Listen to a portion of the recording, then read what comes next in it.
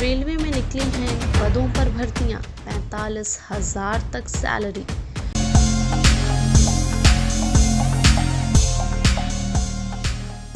Railway में नौकरी पाने का सुनहरा मौका है। कोंकण रेलवे कॉरपोरेशन लिमिटेड ने 190 पदों पर भर्ती निकाली है। आवेदन की प्रक्रिया 16 सितंबर 2024 दिन सोमवार से शुरू हो गई है।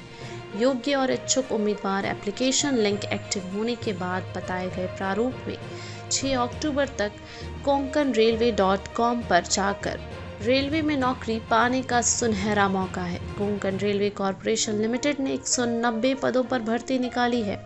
आवेदन की प्रक्रिया 16 सितंबर 2024 दिन सोमवार से शुरू हो गई है।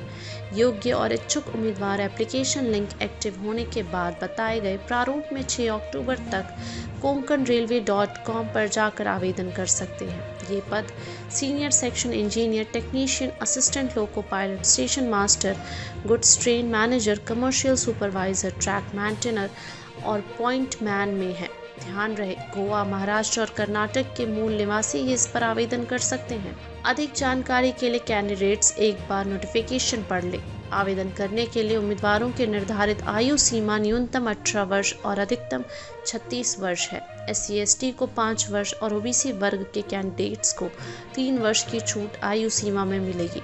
सर्विसमैन को 3 साल से लेकर 8 वर्ष और PWD कैटेगरी के उम्मीदवारों को 10 साल से लेकर 15 वर्ष की छूट मिलेगी। कोंकण रेलवे के कर्मचारियों जो 3 साल तक सेवा दे चुके हैं को 4 वर्ष से लेकर 9 वर्ष तक की छूट आयु सीमा में दी जाएगी।